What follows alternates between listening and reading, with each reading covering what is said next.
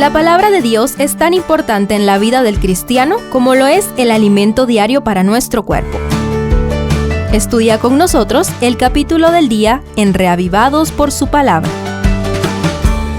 Hebreos 4 continúa con el capítulo anterior, donde Jesús fue presentado como apóstol y sumo sacerdote superior a Moisés, y se nos hizo un triple desafío para entrar en el reposo que Israel no pudo. Primero, un reposo multidimensional. Israel no pudo entrar en el reposo divino a causa de su incredulidad, según vimos en el 3:19. Esto dejó la cuestión teológica: ¿cómo pudo Israel truncar el propósito de Dios? ¿Puede la criatura cambiar los inalterables designios de Él? Hoy responden las dimensiones del reposo divino. 1. Reposo material.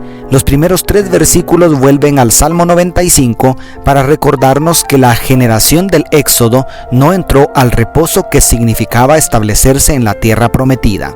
2. Reposo divino.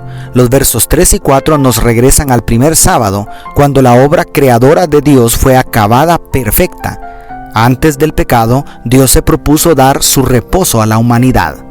3. Reposo espiritual.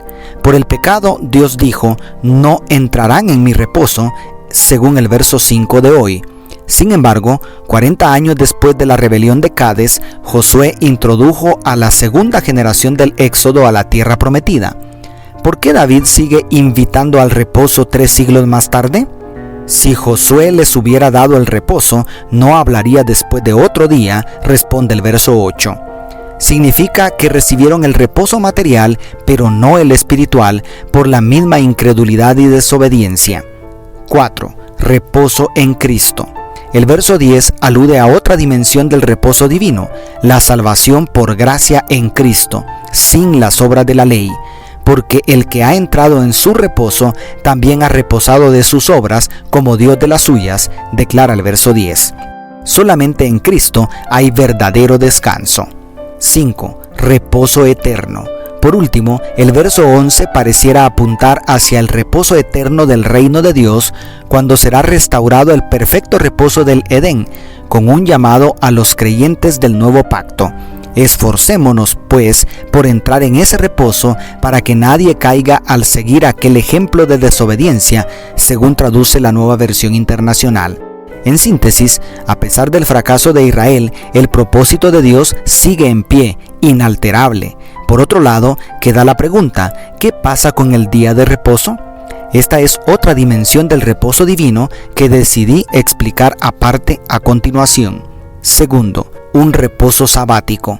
En los 2 capítulos se utilizan para reposo palabras derivadas de katapauo, que significa cesar la actividad, semánticamente relacionado con los verbos del sábado del Antiguo Testamento. Pero en el verso 9 se utiliza sabatismos, la cual tiene mayor conexión lingüística con el Shabbat establecido en la creación, según Génesis 2, 1 al 3, replanteado en los 10 mandamientos, según Éxodo 28 al 11, ratificado por el ejemplo de Jesús y los apóstoles, según Lucas 4:16 y Hechos 17:2, y prometido para la tierra nueva, según Isaías 66:22 al 23.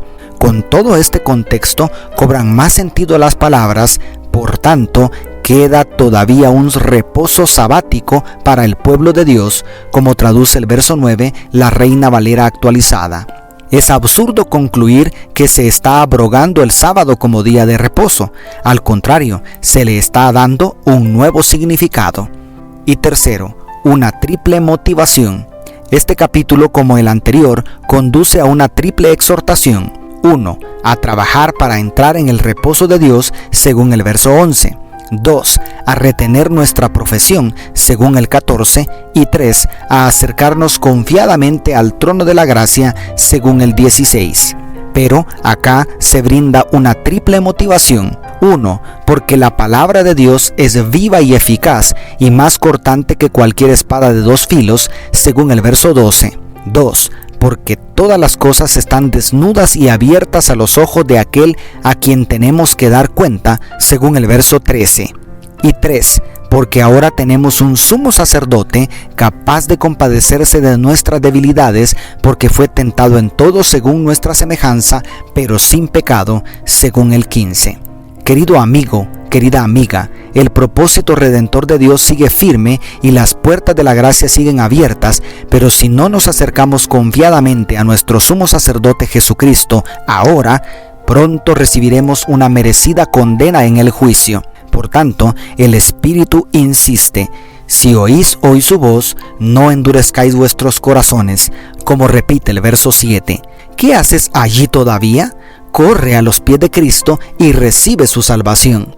Dios te bendiga, tu pastor y amigo Selvin Sosa.